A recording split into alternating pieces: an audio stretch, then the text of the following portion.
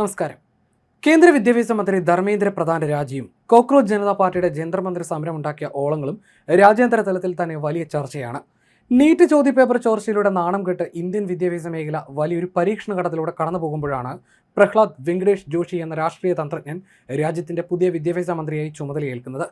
ചോദ്യപേപ്പർ ചോർച്ചയും പരീക്ഷാ ക്രമക്കേടുകളും കാരണം നാഷണൽ ടെസ്റ്റിംഗ് ഏജൻസിയുടെ വിശ്വാസ്യത തകർന്ന പശ്ചാത്തലത്തിൽ പ്രതിസന്ധികൾ പരിഹരിക്കാൻ കെൽപ്പുള്ളയാൾ എന്ന നിലയിലാണ് പ്രധാനമന്ത്രി നരേന്ദ്രമോദി ഈ വലിയ ദൗത്യം പ്രഹ്ലാദ് ജോഷി എന്ന തന്റെ വിശ്വസ്തനെ ഏൽപ്പിക്കുന്നത്. ന്യൂസ് ഇൻ ഡെപ്ത് ഇന്ന് ചർച്ച ചെയ്യുന്നു. നീറ്റാക്കാൻ പ്രഹ്ലാദ് ജോഷി എത്തുമ്പോൾ.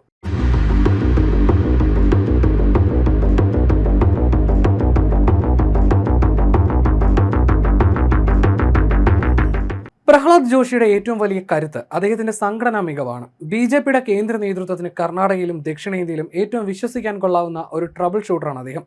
കർണാടകയിലെ പാർട്ടിയിൽ യെദ്യൂരപ്പയും മറ്റു മുതിർന്ന നേതാക്കളും തമ്മിൽ അഭിപ്രായ വ്യത്യാസങ്ങൾ ഉണ്ടായപ്പോഴെല്ലാം കേന്ദ്ര നേതൃത്വത്തിന്റെ പ്രതിനിധിയായി പ്രശ്നങ്ങൾ പരിഹരിച്ചത് ജോഷിയായിരുന്നു. പാർട്ടിക്ക് വലിയ സ്വാധീനമില്ലാത്ത കേരളം പോലെയുള്ള സംസ്ഥാനങ്ങളിൽ ബി.ജെ.പിയുടെ തെരഞ്ഞെടുപ്പ് ചുമതലകൾ കേന്ദ്ര നേതൃത്വം ഏൽപ്പിച്ചതും മറ്റാരെയുമല്ല, രാജീവ് ചന്ദ്രശേഖരനെ ബി.ജെ.പി സംസ്ഥാന അധ്യക്ഷനായി തിരഞ്ഞെടുത്തതും പ്രഖ്യാപിച്ചതും പ്രഹ്ലാദ് ജോഷിയാണ്. ഒരു മന്ത്രി എന്ന നിലയിലും സമാനതകളില്ലാത്ത വിഷണറിയാണ് പ്രഹ്ലാദ്. ഇന്ത്യയിൽ കൽക്കരി ക്ഷാമം രൂക്ഷമായ കാലത്ത് ഈ വകുപ്പ് ഏറ്റെടുത്ത അദ്ദേഹം കൽക്കരി ഖനന മേഖലയിൽ വിപ്ലവകരമായ മാറ്റങ്ങൾ വരുത്തി.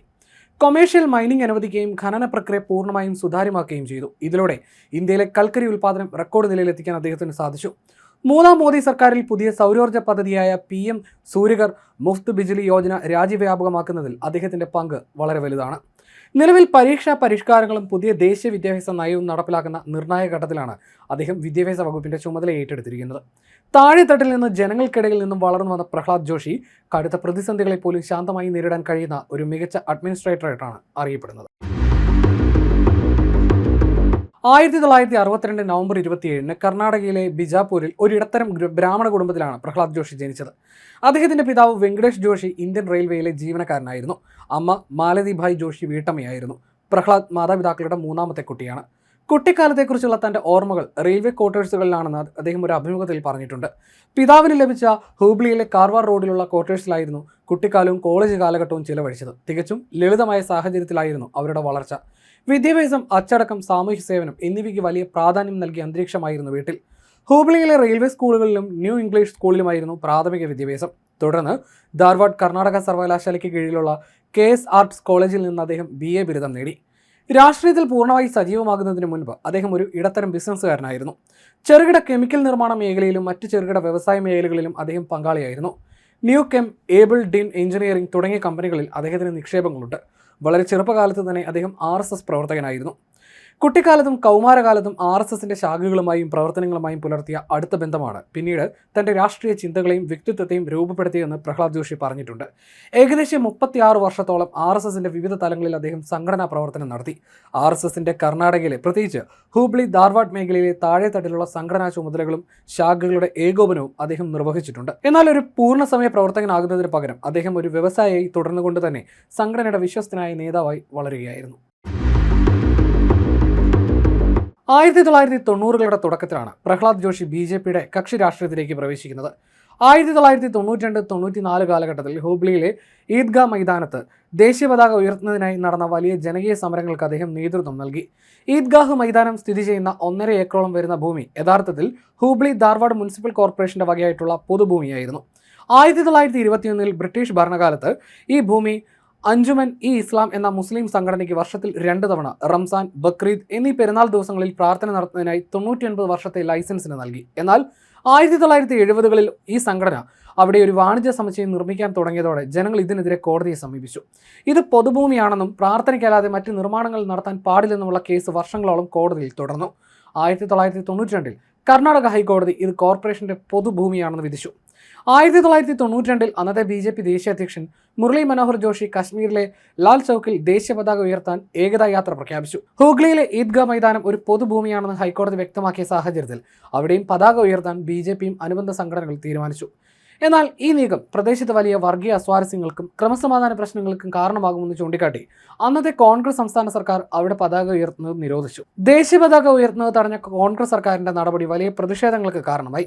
സ്വന്തം രാജ്യത്തെ ഒരു പൊതുമൈതാനത്ത് ദേശീയ പതാക ഉയർത്തുന്നത് തടയുന്നത് വോട്ട് ബാങ്ക് രാഷ്ട്രീയത്തിന്റെ ഭാഗമാണെന്ന് ആരോപിച്ച് ബി.ജെ.പിയും RSSും വലിയ ജനകീയ പ്രക്ഷോഭം ആരംഭിച്ചു. 1992 മുതൽ 94 വരെയുള്ള കാലയളവിൽ ഈ മൈതാനത്ത് പതാക ഉയർത്താൻ BJP നിരന്തരമായ ശ്രമങ്ങൾ നടത്തി. 1994 സ്വാതന്ത്ര്യ ദിനത്തിൽ പ്രശസ്ത BJP നേതാവ് ഉമാഭാരതി മൈതാനത്ത് പതാക ഉയർത്തുമെന്ന് പ്രഖ്യാപിച്ചു. ഇത് തടയാൻ സർക്കാർ ഹൂബ്ലി നഗരത്തിൽ കർഫ്യൂ ഏർപ്പെടുത്തുകയും നഗരം പൂർണ്ണമായി അടയ്ക്കുകയും ചെയ്തു. കർഫ്യൂ ലംഘിച്ച് ഉമാഭാരതിയും പ്രഹ്ലാദ് ജോഷിയും അടക്കമുള്ള നേതാക്കളുടെ നേതൃത്വത്തിൽ 10,000-കണക്കിന് ആളുകൾ മൈതാനത്തേക്ക് മാർച്ച് ചെയ്തു. ഈ വലിയ ജനക്കൂട്ടത്തെ പിരിച്ചുവിടാൻ പോലീസ് നടത്തിയ വെടിവെപ്പിൽ 6 പേർ കൊല്ലപ്പെടുകയും നിരവധി പേർക്ക് പരിക്കേൽക്കുകയും ചെയ്തു. പ്രഹ്ലാദ് ജോഷി ഈ പ്രക്ഷോഭങ്ങളുടെ പ്രാദേശിക മുഖമായി മുന്നിൽ നിന്ന് പ്രവർത്തിച്ചതോടെയാണ് അദ്ദേഹം കർണാടക രാഷ്ട്രീയത്തിൽ ശ്രദ്ധേയനായത്. 1995 കർണാടകയിൽ ജനതാദൾ സർക്കാർ അധികാരത്തിൽ വന്നതോടെ ഈ പ്രശ്നത്തിന് ഒരു രാഷ്ട്രീയ പരിഹാരമുണ്ടായി. ഭൂമിയുടെ പാട്ടവകാശികളായ അഞ്ജുമൻ-ഇ-ഇസ്ലാം സംഘടന തന്നെ സ്വാതന്ത്ര്യ ദിനത്തിലും റിപ്പബ്ലിക് ദിനത്തിലും അവിടെ ദേശീയ പതാക ഉയർത്താം എന്നൊരു ധാരണയിലെത്തി. തുടർന്ന് 1995 ജനുവരി 26 ആ സംഘടനയുടെ ഭാരവാഹികൾ തന്നെ അവിടെ ഔദ്യോഗികമായി ദേശീയ പതാക ഉയർത്തിയതോടെ വർഷങ്ങൾ നീണ്ട ഈ വിവാദത്തിന് താൽക്കാലിക ശമനമായി. പിന്നീട് സുപ്രീം കോടതിയും ഈ ഭൂമി മുനിസിപ്പൽ കോർപ്പറേഷൻ്റേതാണെന്ന് പൂർണ്ണമായി ശരിവെച്ചു. ഈ സമരമാണ് വടക്കൻ കർണാടകയിൽ BJPയെ ഒരു ശക്തമായ രാഷ്ട്രീയ ശക്തിയായി വളർത്താൻ സഹായിച്ചത്. അക്കാലത്ത് അദ്ദേഹം നയിച്ച സേവ് കശ്മീർ മൂവ്മെന്റ് വലിയ ജനപ്രീതി നേടിക്കൊടുത്തു. തുടർന്ന് BJPയുടെ സംഘടനാ ചുമതലകളിലേക്ക് വന്ന അദ്ദേഹം 1998 ധാർവാഡ് ജില്ലാ BJP അധ്യക്ഷനായി ചുമതലയേറ്റു. പ്രഹ്ലാദ് ജോഷിയുടെ രാഷ്ട്രീയ ഗുരുവായി കണക്കാക്കപ്പെടുന്നത് മുൻ കേന്ദ്രമന്ത്രിയും കർണാടകയിലെ മുതിർന്ന BJP നേതാവുമായിരുന്ന അന്തരിച്ച അനന്തകുമാറിനെയാണ്. കർണാടകയിൽ BJP കെട്ടിപ്പടുക്കുന്നതിൽ പ്രധാന പങ്ക് വഹിച്ച അനന്തകുമാറുമായി പ്രഹ്ലാദ് ജോഷിക്ക് വളരെ അടുത്ത ബന്ധമാണ് ഉണ്ടായിരുന്നത്. അനന്തകുമാറിന്റെ മരണശേഷം അദ്ദേഹം കൈകാര്യം ചെയ്തിരുന്ന പാർലമെന്ററി കാര്യ മന്ത്രാലയത്തിന്റെ ചുമതല പിന്നീട് 2ാം മോദി സർക്കാരിൽ പ്രഹ്ലാദ് ജോഷിക്ക് ലഭിച്ചതും ശ്രദ്ധേയമാണ്. കൂടാതെ കർണാടക മുൻ മുഖ്യമന്ത്രി BS യെദ്യൂരപ്പയുമായും ഒന്നിച്ച് പ്രവർത്തിച്ച സംഘടനാ അനുഭവ സമ്പത്തും അദ്ദേഹത്തിനുണ്ട്. 2004 ആദ്യമായി ലോക്സഭയിലേക്ക് മത്സരിച്ചുകൊണ്ട് തിരഞ്ഞെടുപ്പിലും പ്രഹ്ലാദ് ജോഷി സജീവമായി. അതിനുശേഷം 2009, 2014, 2019, 2024 പൊതു തിരഞ്ഞെടുപ്പുകളിലും തുടർച്ചയായി 5 തവണ അദ്ദേഹം ധാർവാഡിൽ നിന്ന് പാർലമെന്റ് അംഗമായി തിരഞ്ഞെടുക്കപ്പെട്ടു. 2014 മുതൽ 2016 വരെയുള്ള കാലയളവിൽ അദ്ദേഹം BJP കർണാടക സംസ്ഥാന അധ്യക്ഷനായി പ്രവർത്തിച്ചു. 2019 2ാം മോദി സർക്കാരിലാണ് അദ്ദേഹം ആദ്യമായി കേന്ദ്ര ക്യാബിനറ്റ് മന്ത്രിയായി സത്യപ്രതിജ്ഞ ചെയ്യുന്നത്. പാർലമെന്ററി കാര്യം, കൽക്കരി, ഖനി എന്നീ പ്രധാന വകുപ്പുകളാണ് അദ്ദേഹം കൈകാര്യം ചെയ്തത്. കൽക്കരി മന്ത്രി എന്ന നിലയിൽ ഇന്ത്യയുടെ കൽക്കരി ഉൽപ്പാദനം റെക്കോർഡ് നിലയിലെത്തിക്കാൻ അദ്ദേഹത്തിന് സാധിച്ചു. ആർട്ടിക്കിൾ 370 റദ്ദാക്കൽ, പൗരത്വ ഭേദഗതി ബിൽ തുടങ്ങിയ നിർണായക നിയമങ്ങൾ പാർലമെന്റിൽ പാസാക്കുന്നതിൽ പാർലമെന്ററി കാര്യമന്ത്രി എന്ന നിലയിൽ അദ്ദേഹം വലിയ പങ്ക് വഹിച്ചു. 2024 3ാം മോദി സർക്കാരിൽ ഉപഭോക്തൃ സംരക്ഷണം, ഭക്ഷ്യ പൊതുവിതരണം, പുനരുപയോഗ ഊർജ്ജം എന്നീ വകുപ്പുകളുടെ മന്ത്രിയായി ചുമതലയേറ്റു. PM സൂര്യഘർ മുഫ്ത് ബിജ്ലി യോജന പോലുള്ള പ്രധാന പദ്ധതികൾക്ക് അദ്ദേഹം നേതൃത്വം നൽകി വരുന്നു. രാഷ്ട്രീയത്തിന്റെ തുടക്കകാലത്ത്, അതായത് 1990കളിലെ ഹൂബ്ലി ഈദ്ഗാ മൈതാന സമരകാലത്ത് ജനങ്ങളെ ആവേശം കൊള്ളിക്കുന്ന ശക്തമായ തീപ്പരി പ്രസംഗങ്ങൾ നടത്തുന്ന ഒരു നേതാവായിരുന്നു അദ്ദേഹം. എന്നാൽ പിന്നീട് പാർലമെന്ററി രാഷ്ട്രീയത്തിലേക്ക് വന്നപ്പോൾ അദ്ദേഹത്തിന്റെ ശൈലി മാറി. കന്നഡ, ഹിന്ദി, ഇംഗ്ലീഷ് ഭാഷകൾ നന്നായി കൈകാര്യം ചെയ്യുന്ന അദ്ദേഹം പാർലമെന്റിൽ കൃത്യമായ കണക്കുകളും യുക്തി നിരത്തി സംസാരിക്കുന്ന ഒരു മികച്ച വാഗ്മിയുമായി മാറി. 2ാം മോദി സർക്കാരിൽ പാർലമെന്ററി കാര്യമന്ത്രിയായിരുന്നപ്പോൾ പ്രതിപക്ഷത്തിന്റെ വലിയ പ്രതിഷേധങ്ങൾക്കിടയിലും ബില്ലുകൾ പാസ്സാക്കിയെടുക്കാൻ അദ്ദേഹം നടത്തിയ അനുനയ ചർച്ചകളും പ്രസംഗങ്ങളും ശ്രദ്ധേയമായിരുന്നു. 1992 നവംബർ 26 ജ്യോതി ജോഷിയുമായിട്ടുള്ള അദ്ദേഹത്തിന്റെ വിവാഹം. ഈ ദമ്പതികൾക്ക് അർപ്പിത, അനുഷ, അനന്യ എന്നിങ്ങനെ 3 പെൺമക്കളുണ്ട്. രാഷ്ട്രീയത്തിൽ വലിയ പദവികൾ അലങ്കരിക്കുമ്പോഴും അദ്ദേഹത്തിന്റെ കുടുംബം പൊതുവെ മാധ്യമ ശ്രദ്ധയിൽ നിന്നും മാറി ലളിതമായ ജീവിതശൈലി പിന്തുടരുന്നവരാണ്. പൊതുപ്രവർത്തകനായിരിക്കുമ്പോഴും സ്വന്തമായി ബിസിനസ് ഉള്ളയാളാണ് പ്രഹ്ലാദ് ജോഷിയും കുടുംബവും. 2024 ലോക്സഭാ തെരഞ്ഞെടുപ്പ് സത്യവാങ്മൂല പ്രകാരം കേന്ദ്രമന്ത്രി പ്രഹ്ലാദ് ജോഷിയുടെയും കുടുംബത്തിന്റെയും ആകെ ആസ്തി 21.09 കോടി രൂപയാണ്. ആകെ ബാധ്യതകൾ 8.1 കോടിയും. ഇതിൽ പ്രഹ്ലാദ് ജോഷിക്ക് തന്നെ 13.96 കോടി രൂപയുടെയും ഭാര്യ ജ്യോതി ജോഷിക്ക് 6.79 കോടി രൂപയുടെയും മകൾ അനന്യ ജോഷിക്ക് 32.03 ലക്ഷം രൂപയുടെയും ആസ്തിയുണ്ട്. പക്ഷേ തന്റെ ചെറുകിട സംരംഭത്തിന്റെ വളർച്ചയാണിതെന്നും ഒരു വിവാദങ്ങളിൽ തങ്ങൾ പെട്ടിട്ടില്ലെന്നുമാണ് ജോഷി കുടുംബം പറയുന്നത്. ഇൻഡസ്ട്രിയൽ മാനുഫാക്ചറിംഗ് മേഖലയിലാണ് ജോഷിയുടെ കുടുംബം ബിസിനസ് ചെയ്യുന്നത്. ജനറൽ മാനുഫാക്ചറിംഗ്, ട്രേഡിംഗ്, ഇൻഡസ്ട്രിയൽ സംരംഭങ്ങൾ എന്നിവയിലും നിക്ഷേപമുണ്ട്. പിന്നീട് ക്യാബിനറ്റിലെത്തിയപ്പോഴും ഈ ബിസിനസ് പശ്ചാത്തലം അദ്ദേഹത്തിന് നേട്ടമായിട്ടുണ്ട്. Bio chemicals, ethanol, green energy ഉൾപ്പെടെയുള്ള സെക്ടറുകളുമായി ബന്ധപ്പെട്ട് നിർണായകമായ മാർഗ്ഗനിർദ്ദേശങ്ങൾ നൽകാൻ അദ്ദേഹത്തിന് കഴിഞ്ഞത് ഈ ബിസിനസ് പാരമ്പര്യം കൊണ്ടാണ്. ഇന്ത്യയുടെ ബയോഫ്യൂവൽ പദ്ധതികൾ, ഗ്രീൻ അമോണിയ, ഹൈഡ്രജൻ ഇനിഷ്യേറ്റീവുകൾ എന്നിവയുമായി ബന്ധപ്പെട്ടും അദ്ദേഹം ചുമതലകൾ വഹിച്ചിട്ടുണ്ട്. ഇന്ത്യൻ കർഷകർക്ക് പ്രയോജനപ്രദമാകുന്ന നാനോ യൂറിയ, ഓർഗാനിക് ആൾട്ടർനേറ്റീവുകൾ എന്നിവയുമായി ബന്ധപ്പെട്ട് ജോഷിയുടെ നേതൃത്വത്തിൽ ക്യാമ്പയിനുകൾ നടത്തി.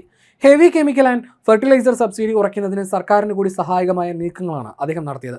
തന്റെ മുൻകാല കെമിക്കൽ ബിസിനസ്സുമായി ബന്ധപ്പെട്ട പ്രായോഗിക പരിചയം അദ്ദേഹത്തിന് ഇവിടെയും പ്രയോജനപ്പെടുത്താൻ സാധിച്ചു.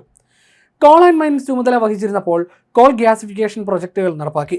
Domestic coal, synthetic chemicals, methanol, ammonia എന്നിവയാക്കി മാറ്റുന്ന പദ്ധതികൾ വിജയകരമായി നടപ്പാക്കി ആഗോളതലത്തിൽ വിതരണ ശൃംഖലയിൽ തടസ്സമുണ്ടായപ്പോൾ സപ്ലൈ ചെയിൻ മാനേജ്മെന്റ് കാര്യക്ഷമമാക്കുന്നതിൽ നിർണായക പങ്ക് വഹിച്ചു. ഇൻഡസ്ട്രിയൽ കെമിക്കൽസ്, അഗ്രികൾച്ചറൽ ഇൻപുട്സ് തുടങ്ങിയവയുടെ ലഭ്യത ഇത്തരത്തിൽ ഉറപ്പാക്കാൻ സാധിച്ചു. ഫോസിൽ ഫ്യൂവലിൽ നിന്ന് ഉൽപ്പാദിപ്പിക്കുന്ന അമോണിയ ഗ്രീൻ ഹൈഡ്രജൻ അധിഷ്ഠിത ആൾട്ടർനേറ്റീവുകളായി ഇന്ത്യയിലെ കെമിക്കൽ പ്ലാന്റുകളിൽ ഉപയോഗിക്കാൻ സാധിക്കുന്ന നയരൂപീകരണങ്ങൾ അദ്ദേഹം നടത്തി. മിച്ചം വരുന്ന കാർഷിക വിളകൾ, ബയോമാസ്, ഇൻഡസ്ട്രിയൽ എഥനോൾ എന്നിവയാക്കി മാറ്റുന്ന പദ്ധതികളിലും ഏകോപന ചുമതല വഹിച്ചിട്ടുണ്ട്. ഇനി അറിയേണ്ടത് കോക്രോച്ച് സമരം കലുഷിതമാക്കിയ നീറ്റ് സമരത്തിലടക്കം അദ്ദേഹത്തിന് എന്ത് ചെയ്യാൻ കഴിയുമെന്നതാണ്. ഇപ്പോൾ തന്നെ നീറ്റ് പരീക്ഷാ പേപ്പർ ചോർച്ചയെ തുടർന്ന് കർശന നടപടിയെടുത്തിരിക്കുകയാണ് കേന്ദ്ര സർക്കാർ. പരീക്ഷാ ക്രമക്കേടുകളിൽ വീഴ്ച വരുത്തിയ 47 NTA ഉദ്യോഗസ്ഥരെ അടിയന്തരമായി സർവീസിൽ നിന്ന് പിരിച്ചുവിട്ടു. ഇവർക്കെതിരെ ക്രിമിനൽ നടപടികളും ആരംഭിച്ചിട്ടുണ്ട്. ഒപ്പം ഉന്നത വിദ്യാഭ്യാസ സെക്രട്ടറി വിനീത് ജോഷിയെ സ്ഥാനത്ത് നിന്ന് നീക്കം ചെയ്യുകയും ചെയ്തു. പരീക്ഷാ പേപ്പറുകൾ പ്രസ്സുകളിൽ നിന്ന് ട്രക്കുകൾ വഴി പ്രാദേശിക കേന്ദ്രങ്ങളിലേക്കും ബാങ്ക് ലോക്കറുകളിലേക്കും എത്തിക്കുന്ന പരമ്പരാഗത ഫിസിക്കൽ രീതിയും അവസാനിക്കുകയാണ്. ഇനി ഹൈബ്രിഡ് പരീക്ഷാ മോഡലാണ്. അതായത് ചോദ്യപേപ്പറുകൾ മുൻകൂട്ടി അച്ചടിച്ച് വിതരണം ചെയ്യുന്നതിന് പകരം പരീക്ഷയ്ക്ക് വെറും 30 മുതൽ 60 മിനിറ്റ് മുമ്പ് അതീവ സുരക്ഷിതവും എൻക്രിപ്റ്റ് ചെയ്തതുമായ ഡിജിറ്റൽ ലിങ്ക് വഴി പരീക്ഷാ കേന്ദ്രങ്ങളിലേക്ക് അയക്കുകയും അവിടെ വെച്ച് അതിവേഗ പ്രിന്ററുകൾ ഉപയോഗിച്ച് അച്ചടിക്കുകയും ചെയ്യുക എന്നത് പരിശോധിക്കുന്നുണ്ട്. നിലവിലുള്ള പേപ്പർ പേന രീതിയിൽ നിന്ന് മാറ്റി പൂർണ്ണമായി കമ്പ്യൂട്ടർ അധിഷ്ഠിത പരീക്ഷയായി മാറ്റാനും തീരുമാനമായിട്ടുണ്ട്. ചോർച്ചയെ തുടർന്നുണ്ടാക്കിയ പരിഷ്കാരങ്ങളെ തുടർന്ന് ചോദ്യപേപ്പർ ഇടുന്ന അധ്യാപകർ കമ്പൽസറി ലോക്ക്ഡൌണിലാണ്. ഇപ്പോൾ നീറ്റ് പരീക്ഷയ്ക്ക് ചോദ്യങ്ങൾ തയ്യാറാക്കുന്നവർ, അത് മോഡറേറ്റ് ചെയ്യുന്നവർ, വിവിധ ഭാഷകളിലേക്ക് വിവർത്തനം ചെയ്യുന്നവർ എന്നിവരെയെല്ലാം പരീക്ഷയ്ക്ക് ആഴ്ചകൾക്ക് മുമ്പ് തന്നെ ആർക്കും അറിയാത്ത ഒരു രഹസ്യ കേന്ദ്രത്തിലേക്ക് മാറ്റുകയാണ്. ഈ ലോക്ക്ഡൌൺ കാലയളവിൽ ഇവർക്ക് മൊബൈൽ ഫോണുകളോ ഇന്റർനെറ്റോ ലാപ്ടോപ്പുകളോ ഉപയോഗിക്കാൻ അനുവാദമില്ലായിരുന്നു. പുറത്തുള്ള ആരുമായും യാതൊരുവിധ ആശയവിനിമയവും അനുവദിച്ചില്ല.